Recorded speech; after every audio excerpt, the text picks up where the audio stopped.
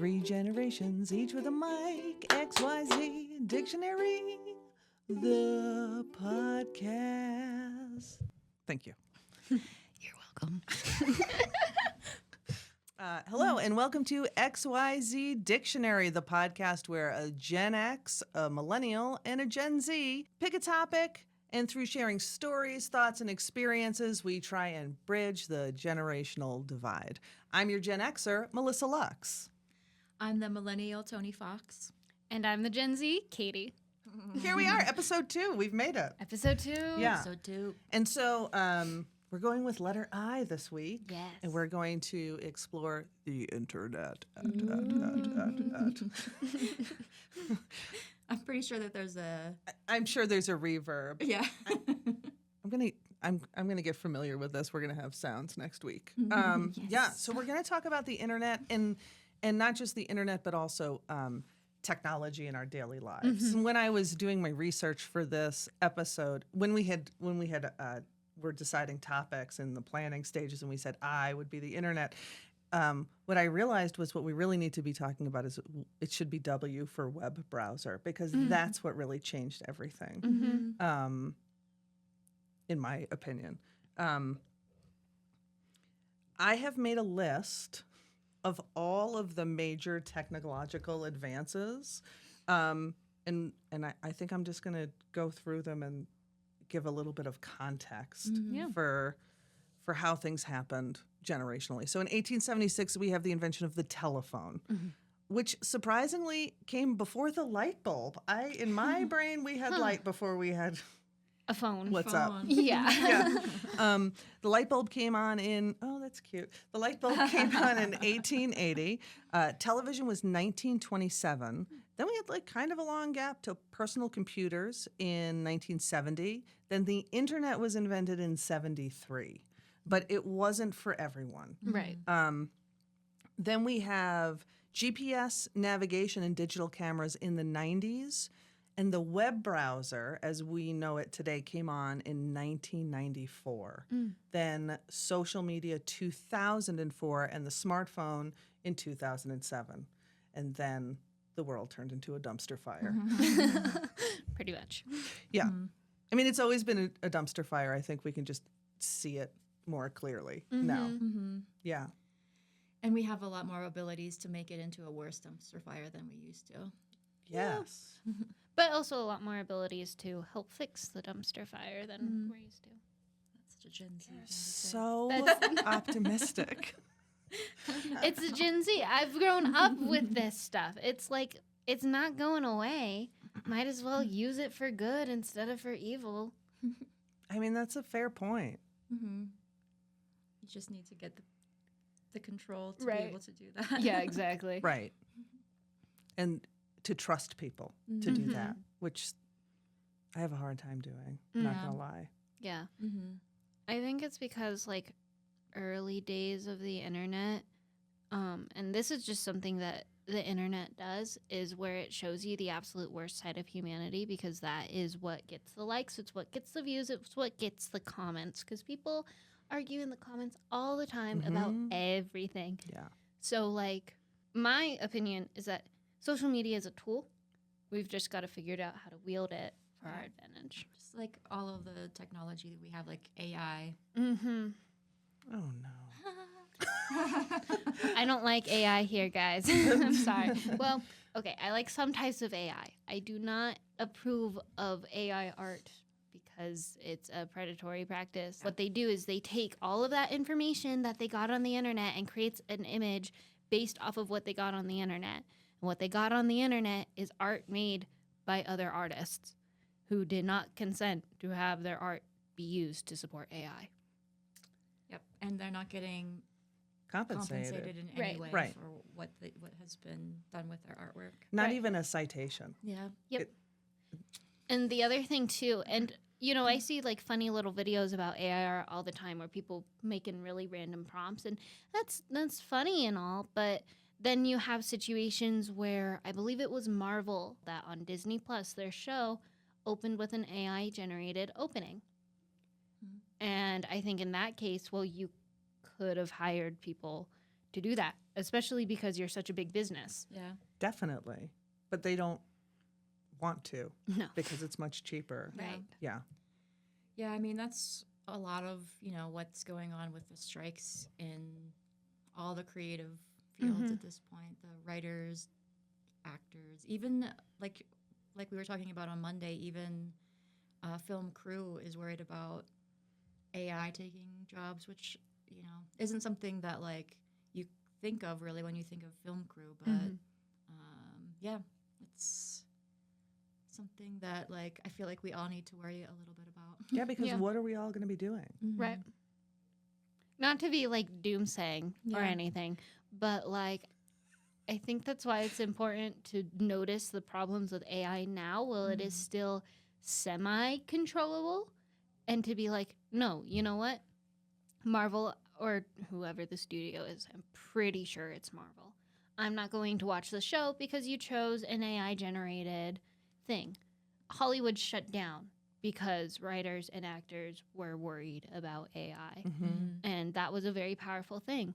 That's why it's important to know the issues with AI right now while it is still manageable and while it is not the dominating thing in the creative industries. It's gaining traction, but half of me wonders if it gains traction because it's a new and shiny toy and then people are going to toss it out because try as you might, you cannot replace the human aspect in art. Guess we'll see. I know. I don't feel as optimistic. I feel like as it gets smarter and smarter, It's going to be it's going to a lot get close easier. enough. And what winds up happening, I think about just watching television shows now. When you watch television shows that were cut even 10 years ago, the cuts are so much longer.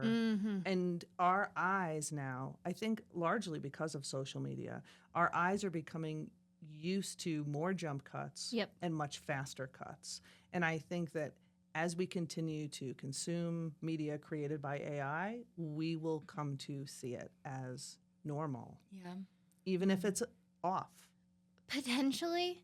I don't know. I have a bit more faith in humanity and the artists than that. I Because I think like we've got a lot of artists in this up and coming generation and they see this AI, and we've also grown up in a world where there is so many movies and so many television shows talking about the dangers of AI, some fictional, some not. yes. And I think that makes a lot of the Gen Zers skeptical about using this tool. There was something that I saw the other day about AI art, and one of those artists was saying, well, I think what AI artists don't understand is that there's joy in the creation process. There is a joy in Yes. creating something and looking at it and say, I did that. I did that. Yeah. Like, I know that when I'm looking at my writing, I'm a writer. And when I'm looking at my writing, it is really neat to go back and look at lines that I wrote and like, wow, I wrote that. That's so cool. And you just don't get that same feeling with Right. AI. Totally. It's so funny, Katie. I have the same but an opposite experience. I'm also a writer where I go back and read what I wrote, and it's not I wrote that, it's I wrote that. Okay, Like- 75% of the time, it's that. Yes. It's like, oh my gosh, why did I write that? Why did I do this? And then every so often, I'll find a line that I wrote, and I'm like, oh my gosh, that is golden. I Good job, write me. too. I just realized that all three of us are writers. I didn't really think about that. yeah. And before. I hadn't thought of that either, which is why we're all afraid of AI. Yeah, no, exactly. Well, all right, we've jumped all the way to the present. I'm gonna reel us back into the past. How about it? Yeah. Back in time. I think it would be valuable for us to talk about how we first encountered sort of the internet, and see how that's different for each of us. Because I grew up without the internet at all. So when do we say 94? The web 94 was when browser web browser was was created. and I had just graduated from high school. And so prior to that, I mean, I remember sending letters to my boyfriend in high school. Wow. Like, he went to college and I had to like write letters and I had to wait for the responses to come back. It was a much different time. Takes real love and dedication. Yeah. What a waste of time. I'm only kidding. He was a lovely boy. So, and also when we get into, because we can wrap in sort of the smartphone experience Yeah. into this as well. I grew up in a time where you used to schedule phone calls with people. You'd be like, you need to be home at 8 p.m. Yeah. on Thursday. I'm calling you at 8 p.m. on Thursday. And then invariably people would be arguing with their siblings about getting off the phone in Yeah. a pre-call waiting era, which, like, do you even know what a busy signal sounds like? You do, right? Yeah. Do you know what a busy signal sounds like? Potentially. What's your best guess?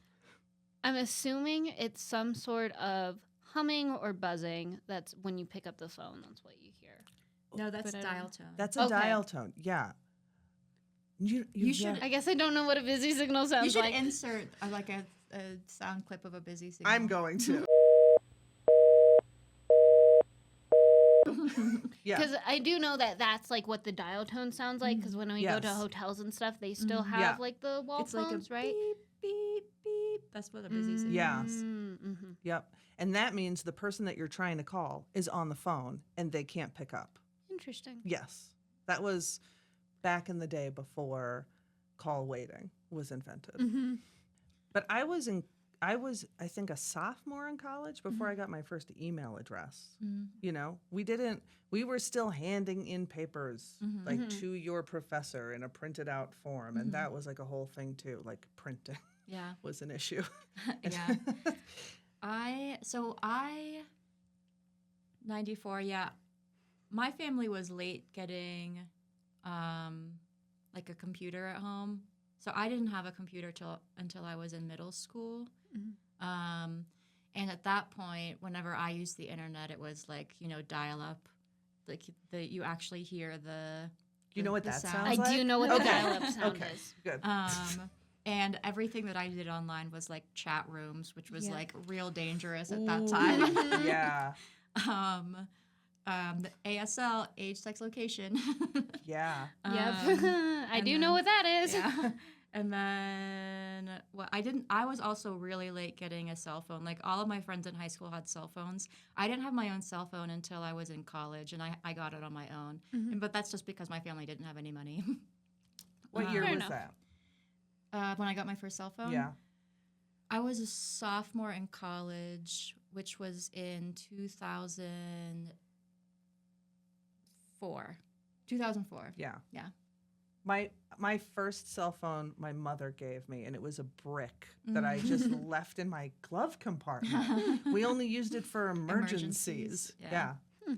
Yeah. And text messages, each individual text message costs something. Yeah. Yes. A couple of my friends, they have flip phones just because that's what they prefer. And I've happened a couple of times where my friends will be like, okay, I'm not going to text you because I've run out of text messages for the month or whatever it is. So, yeah. Yeah. But yeah, I didn't have the internet at home growing up. So yeah, we were like just out doing stuff all the time, like until I was, 12 or 13, whenever I started chatting with people online that I shouldn't have been chatting with. Yeah. Did you have a beeper? No. I had a beeper. You had a beeper? Yeah, my best friend, who you just met. Oh, Yeah. I just met him. My best friend Michael. Yeah. He made me get a beeper because he could never find me. And he was the only person that ever beeped me. What's a beeper? If I'm you see, sorry. it's like a This pager, like a, delights Oh, me. okay. Yeah. Okay.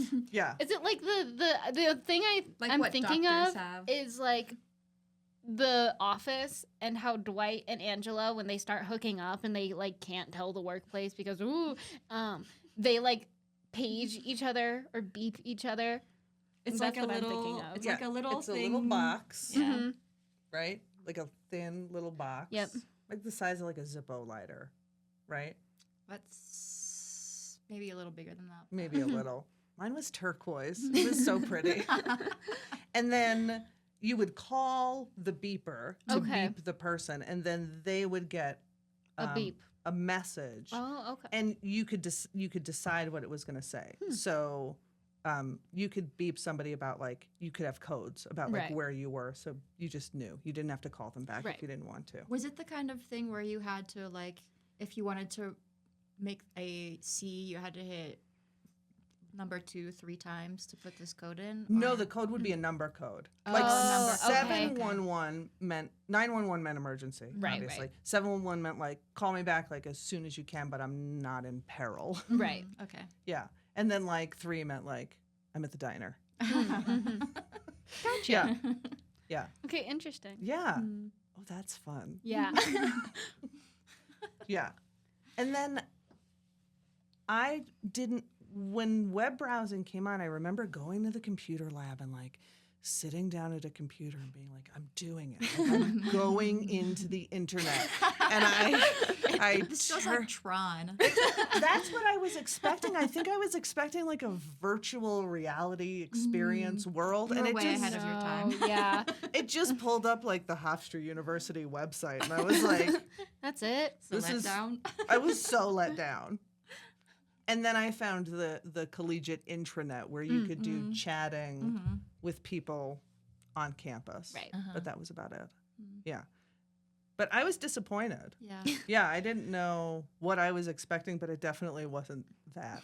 And I can see it in my brain. It had like a sailboat for some reason that just didn't make any sense, except that maybe because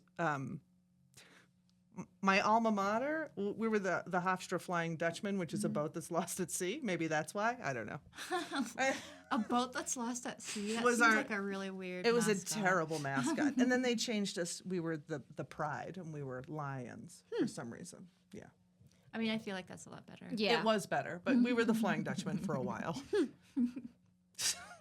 So, I'm an 06 baby, Yes. which means I am young. I'm still Yes. 17. I'm gonna turn 18 in a couple of months. Woo woo. Social media is older So than you. social media is older than I am. Wow. You feel old yet? I'm going off to college in the fall, and I'm younger than social media. Oh, Oh, that's crazy. that's crazy. Yeah. Oh, quick question Uh-huh. before you finish yours. What was the first social media like program? Was it MySpace? I think it was probably MySpace. Most likely MySpace. Yeah. So I grew up around the internet. My youngest memory of the internet is in kindergarten when we had computer as like one of our electives of the day. So once a week we'd change between like library and music and PE, right? And computer was one of them. And there was a certain website, and I forget what it's called, but it just taught you like reading and general comprehension stuff. And that was kind of like my first experience with the internet.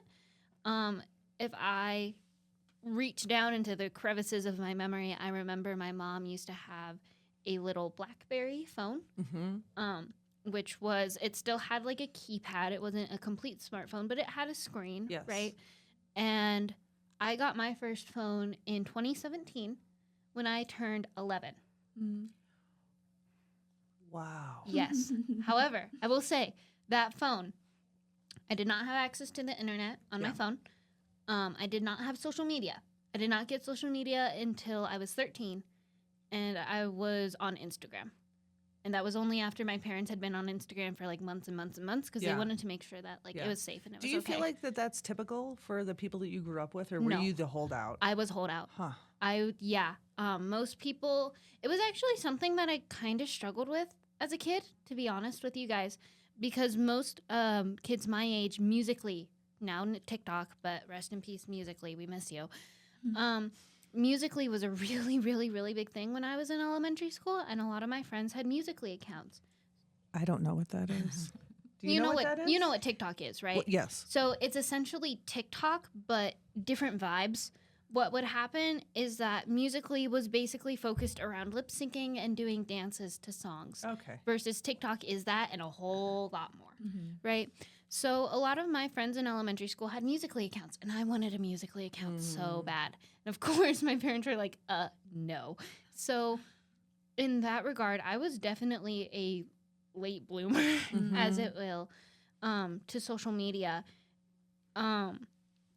However, my parents did have a family computer, family MacBook, that lasted us for many, many, many years. And I could access the internet on that. And my access of the internet for a long time was playing Papa's games on Cool Math. If you're a Gen Z, you know what I'm talking about. If you're a millennial, you'll probably know what I'm talking about too. I love those games. And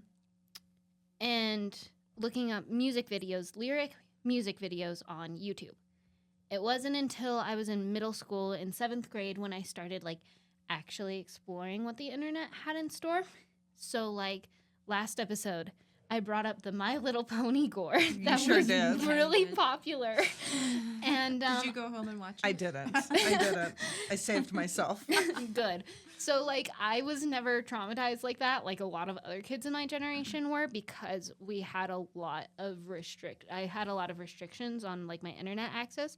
I started watching YouTube in 7th grade, and I started watching BookTube. So it was basically a bunch of people talking about the books that they liked and the books they wanted to read. Because at the time, I was really into Percy Jackson. So here were some YouTubers that talked about that, right? And from there, it just has kind of spiraled. And like there are a lot of different words you could choose. Spiral is probably a good one. Spiral Yeah. is a good one because, you start out simple with YouTube videos, and then before you know it, you're on all sorts of social media. Right. I am not on X, though, or Twitter. I have saved myself from that pain. Are you on Threads? I am not. Because I heard with Threads, you cannot delete your Threads account unless you delete your Instagram account. Huh. And I'd rather not delete my Instagram Right. account. I don't have a Threads account either. No, me neither. Or X or Twitter. Right. Yeah. So yeah, I'm kind I've of tweeted. only on. But I couldn't stick with it. Mm-hmm. It was like too much upkeep. Yeah. Yeah. I'm pretty much only on Instagram. Yeah. I had to start a Facebook account. I used to have a Facebook account, then I got rid of it, but I had to start one again this past year just for film stuff. That makes sense. Like every casting call you post on Facebook. Really? Like, Okay. that's how you get a lot of jobs, yeah. It's through Facebook. Well, maybe I need a Facebook account. I was very, very not happy about having to have a Facebook account again, but Yeah. yeah. So what was your experience of the internet? Because you're right in the middle. I mean, yeah, whenever I was in middle school, we were talking about the internet and learning how to build web pages, and like I had an email address, IndianSummer_7 at hotmail.com. I've only ever had a Gmail account. So Wow. my mother, however, her main account, she still has her AOL account. My mother too. Oh, yeah. Yeah. I don't have that email address anymore. Just so everyone knows, you can't email me there. And then I feel like I was old enough when the internet was available to the public in your personal homes to feel like I kind of was coming of age at the same time that the internet was coming of age, or the web browser, as we were talking about. So it's kind of interesting. I'm glad that it wasn't around as ubiquitously whenever I was really little, when I was a kid. I don't know. I will say I still had like the opportunity to go outside and touch grass, as Gen Z says, and like play with friends, and we would play like games in the street and stuff like that. So I still had childhoods like that. I feel like a lot of the times some of the older generations who might not be around Gen Z a lot kind of assumes that our childhood was confined to screens. And there was a lot of screens, right? In like my childhood, I would watch a lot of TV and a lot of movies, but I think Gen Alpha, who does not have a representative on this podcast because they are children, like literal children. Yeah. I think they're the generation that's suffering a little bit more from constantly being around screens, on screens. Right. It's unescapable. Yeah. Gen Z, I think we've reached the point where we're self-aware about our internet access. I don't think, they're out there, but it's very rare to meet a Gen Z. And if you say, "Are you addicted to the internet?" they will say yes. Mhm. They won't do anything about it, but Yeah. they'll say yes. Like Yeah. they're self-aware, right? Because we saw the shift from Mhm. technology is this really cool thing to technology is now everything. Mm-hmm. And we had talked about this a little bit where I had mentioned, you know, I've tried thinking about, okay, well, what happens if I do delete Instagram? Because some of my friends, they do delete their social medias every so often just to take a mental break. And then I realized, well, that means I also wouldn't be able to market stuff on a couple of the Instagrams that I have that's relating to my school projects, or the Instagram that I have for my film stuff, or the Mhm. Instagram that I have for the podcast. You know what I mean? And then at school, too, all of our assignments are online now. A good majority of them are online based. You're doing stuff on your computer. So whenever I see those competitions that are like, give up your phone and your computer for $1,000, or it's normally a lot more money than that. And then everybody's making fun of the people who couldn't do it. I'm like, well, technology is a very essential part of our lives now. Mm-hmm. So to think rationally about it, Mhm.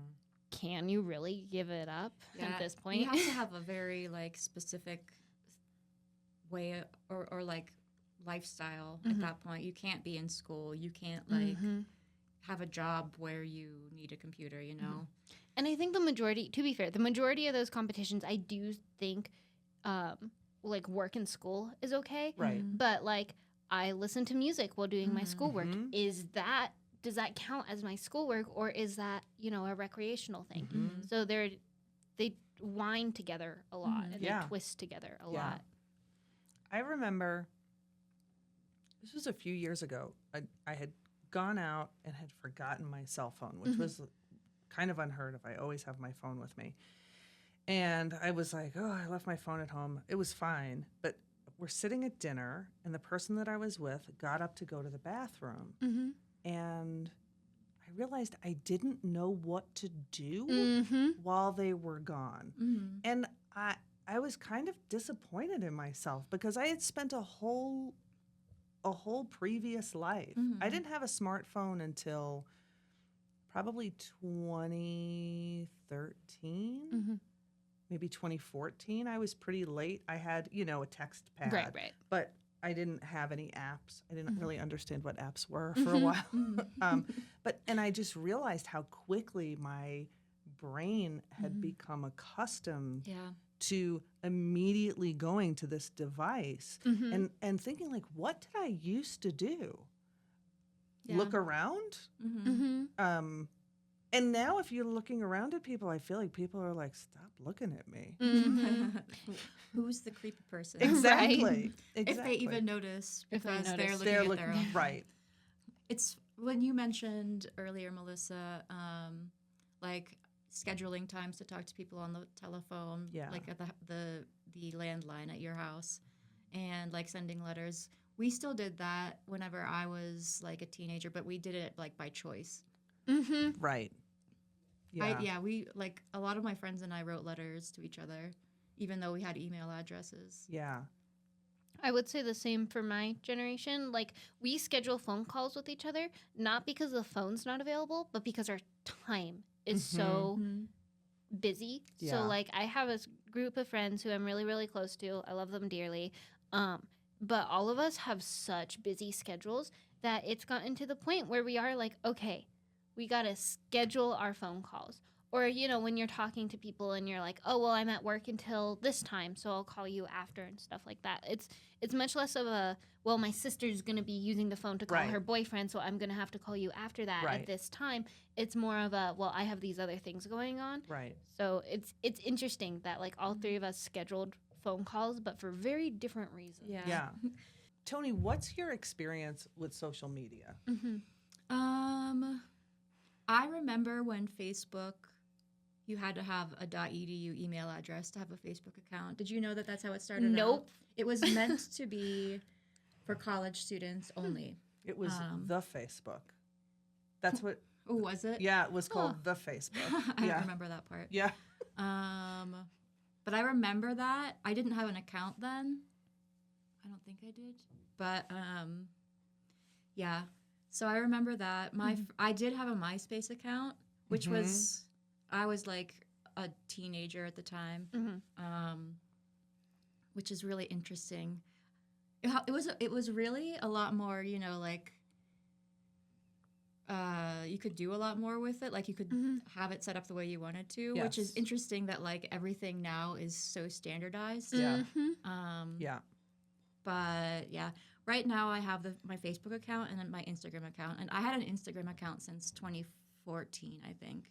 And then there was like a period of time when I didn't use it for years, and then I'm back on it now. Yeah. But yeah, I like appreciate social media for like keeping in touch with people. And before Instagram became kind of like just another Facebook, I really liked just like looking at the art that was on it. Like I follow a lot of artists and photographers and stuff on Instagram.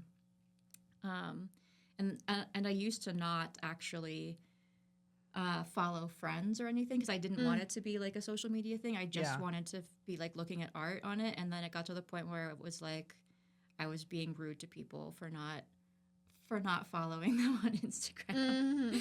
So I mean, I kind of don't like social media a ton because I feel like it takes away like a personal interaction with people, and I feel like I miss that a lot today. Yeah. But yeah, it's here and that it is what it is. So I think I post on my Instagram account like once every 1 or 2 months, something like that. Not very often.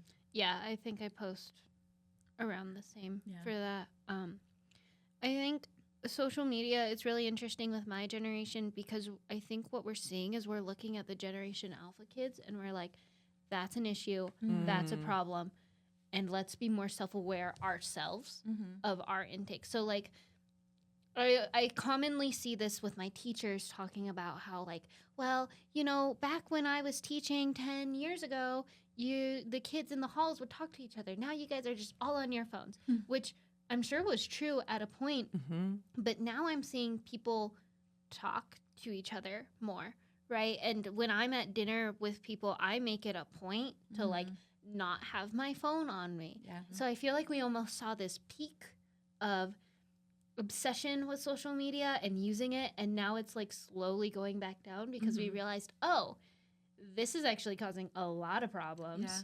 So I have a question because you just equated your phone with social media. Is that like the only thing that you basically use your phone for? If you're scrolling through, you're not like talking to people, texting with people. You're mostly just like on whatever form of social media. So I would say a lot of my social media, I am talking with people on social media, and I, of course, use my phone for texting a lot of the time. But yeah, the vast majority of my screen time is spent on YouTube, on Instagram, or on one of the other platforms. I would say that, honestly, my generation kind of interchanges them sometimes because it's so common to use social media for the vast majority of what you're doing on your phone. What I find interesting is thinking about how you're saying that Gen Alpha, they're having an issue, right? Also, and maybe it's just because they don't have representatives here, so they can't defend themselves. Right, perhaps. But also the boomers have a real issue with social media. Yes. And not being able to discern what is real and what is not real because they haven't had the education that I think the younger generations have had. So Absolutely. we're a little bit more discerning. And I think, but it's such a dangerous thing because of the way people are spreading misinformation. Right. I had a boomer, my boyfriend's a boomer, tell me that the Disney castle had burned to the ground. Oh, And I was like, and he had told me just before I was picking my best friend up at the airport, who is a super Disney person. So I hadn't, Oh my gosh. I hadn't fact checked it. I hadn't and done then you anything. spread misinformation. No. And I said to Michael when he got here, I was like, the castle burned to the ground? And he was like, that's fake news. Yeah. So He already knew. He knew. Yeah. yeah, like the other day, I saw this post that was talking about Russian bots Yeah. and how this Russian bot, and this tricked me even. Like if I had not known the context behind it, it would have tricked me. And it was basically a Russian bot screenshotting a article that had taken a quote that Hillary Clinton had said out of context and saying, basically Hillary Clinton, I think, was saying that she didn't believe in debt-free college.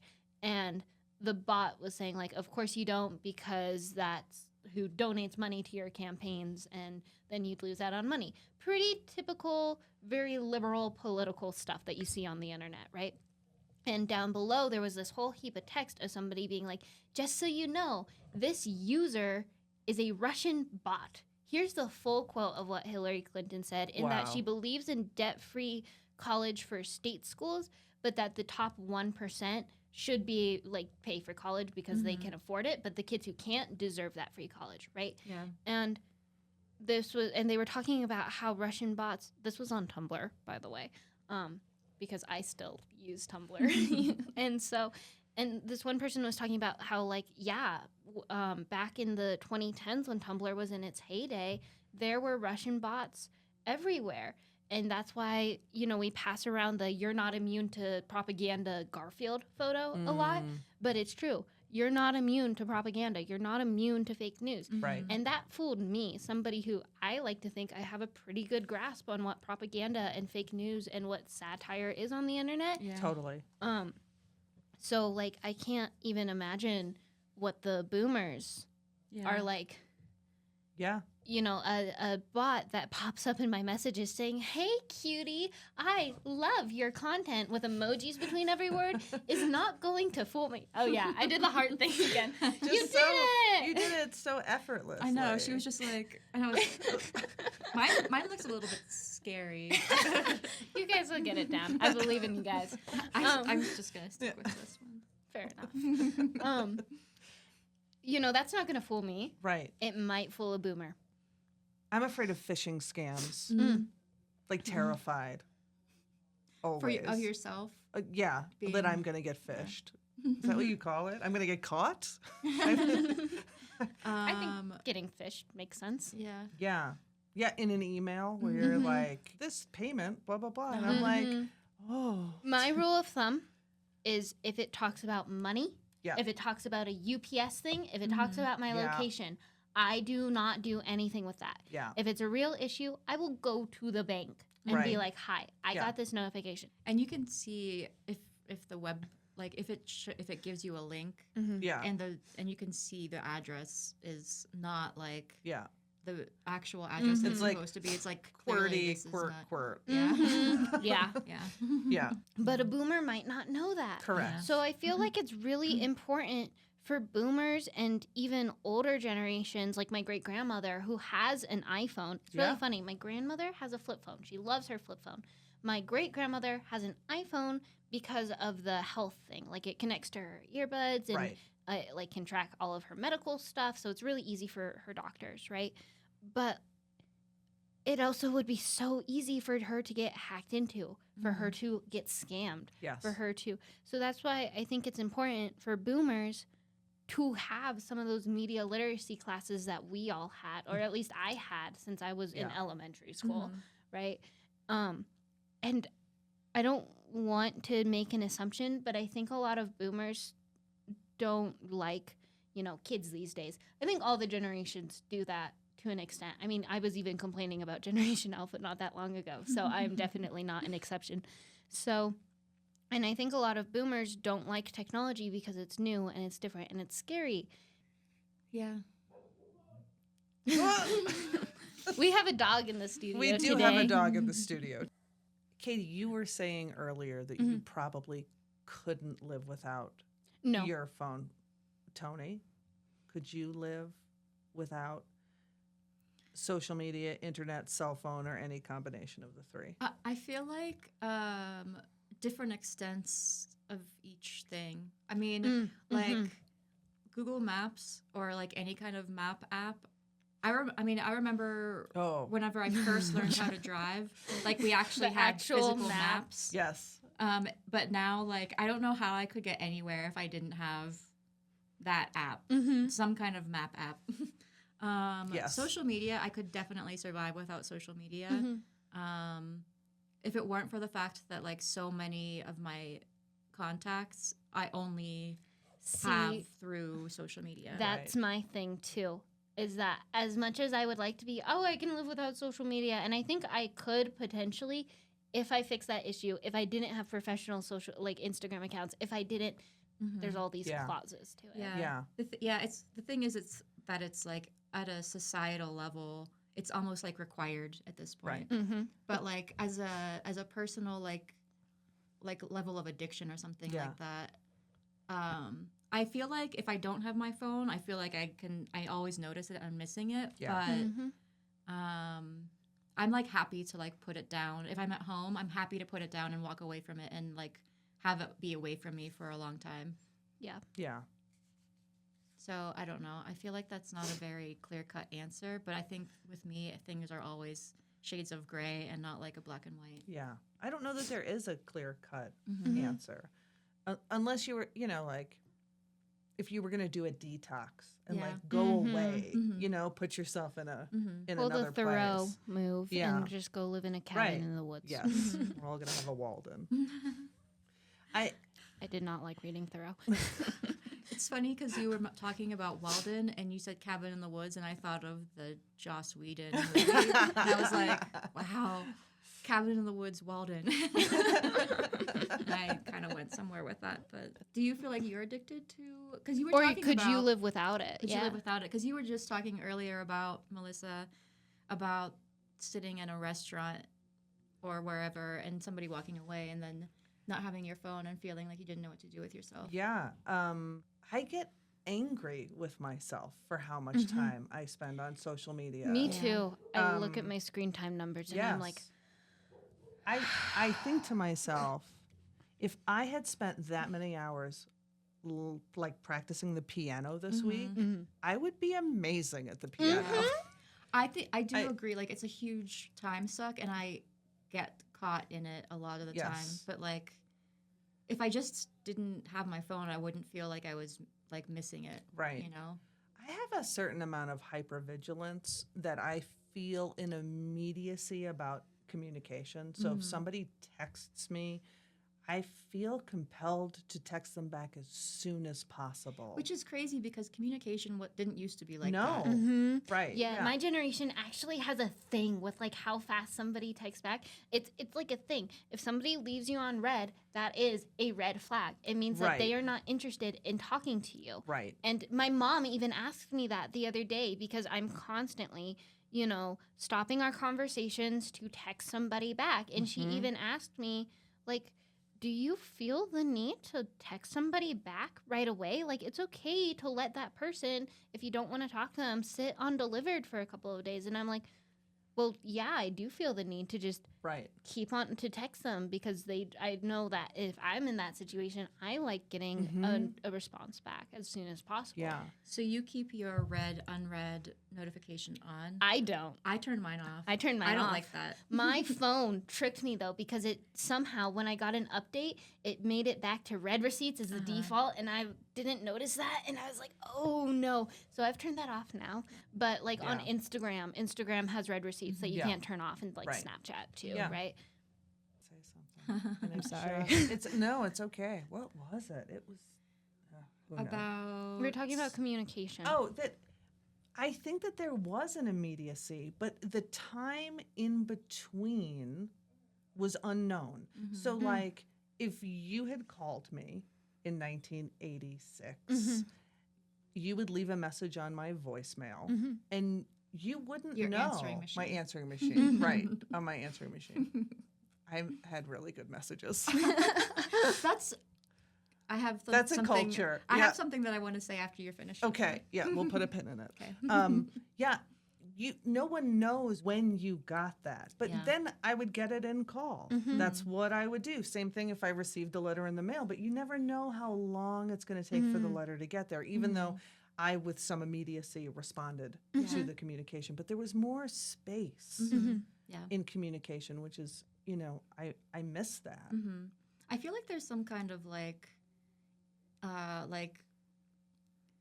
lack of confidence in like communicating with people now, because you do feel like you have to communicate like immediately, and it's like a like impatience. There's so much more impatience around it. But the one thing that I was thinking about with the answering machine thing, Oh, yes. Let's talk about it. like, I remember, like, we would know that our friends weren't home, so we would call them and leave a message because we wanted them to get this message whenever they got home. Yes. And it was like, you would say something really nice, or like if it was like a romantic thing, you would like read a poem into their answering machine. Oh my Or god. like sing a song. That's the most millennial thing I've ever heard. Is it? I send my boyfriend poems sometimes. Not my own poems, but like texting just like a screenshot of a poem that I was reading or something like that. But We make Spotify playlists for people. That's Yeah. so our thing. sweet. But like, yeah, like you would intentionally leave a message for someone when you knew they weren't going to be home, because you knew they would get home and get this message and be like Yes. happy about it. Yes. But you can't do that anymore. No. Well, kind of. Mm. I would say the Gen Z equivalent to that, kind of the same thing, but not really, is you know the other person is asleep, so you text them a really long, sweet paragraph while they're asleep to wake up to. Mm. Oh. And that's like a romantic gesture for my generation. But it's definitely not like if I'm out to the grocery store and then I come back and, oh, look at this nice message. You know what I mean? Yeah. Huh. Did you not do that kind of thing? No, we were more concerned with like tricking people on the answering machine. That is the most Gen X thing I've ever heard. Okay, so on my answering machine, I would take my like little tape recorder, my external tape recorder, and I would tape the message playing, right? Yeah. Then I would record that playing, and then I would pretend to pick up the phone and be like, hey, hang on a second, let me just turn this off. And then I'd turn off the thing, and then I'd be like, what's up? And then the person would be talking, but then I'd be like, ha, it's still the answering machine. And then We after, did that too, but yeah. with voicemail, it's fun. Yes, it's super fun. That was like, but there was a whole, do you remember? You could buy pre-made tapes that you put in the answering machine that had all different, like, you gotta wait for the beep. You gotta leave your name. You gotta leave your number. My mom never bought one, anything like that. I don't remember that being a thing. Yeah, you could order it off the television.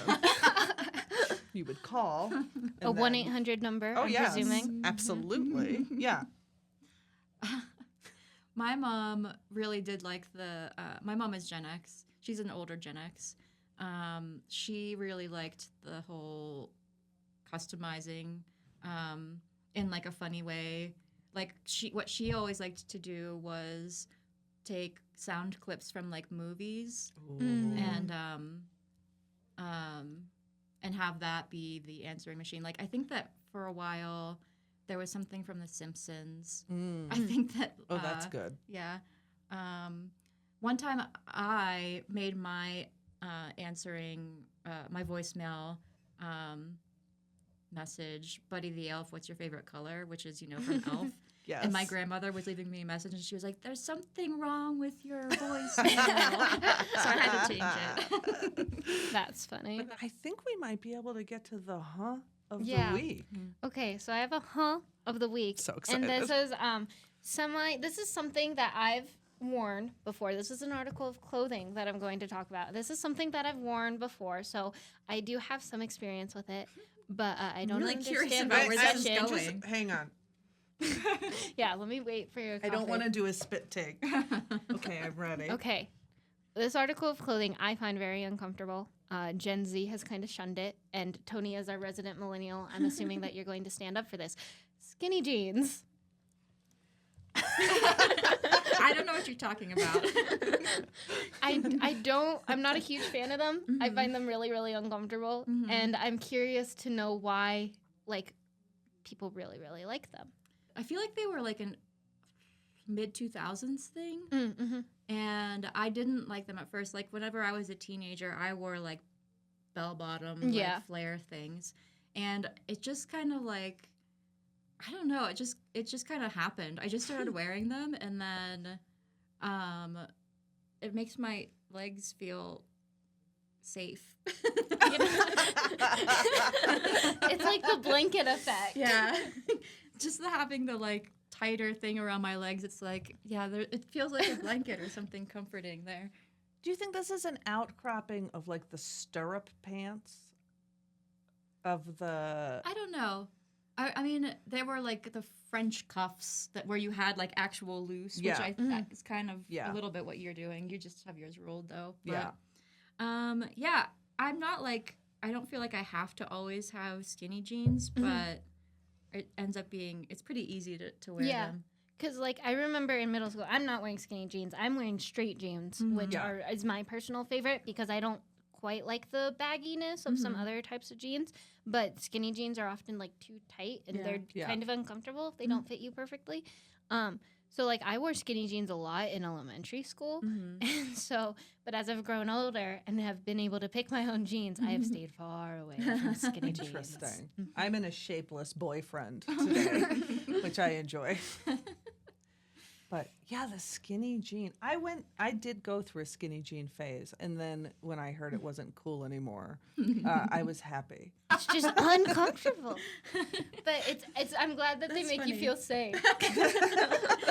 I think that's why. It's just like having the like consistent level of tightness all the way down my leg. I'm like, it feels like a blanket. Yeah. I feel like that was a good metaphor. It feels like a blanket. Because like when you're in bed at night, you get scared, you always want the blankets over you. Yes. A serial killer is not going to care if you're in a blanket or not, but yet you are infinitely safer in the blanket. That mental feeling. It's a mental feeling. Yeah. Maybe I should wear non-skinny jeans more often because then I could get out of, maybe this is like a mental, like a safety blanket. I can stop using the safety blanket or something like that. I mean, I don't know.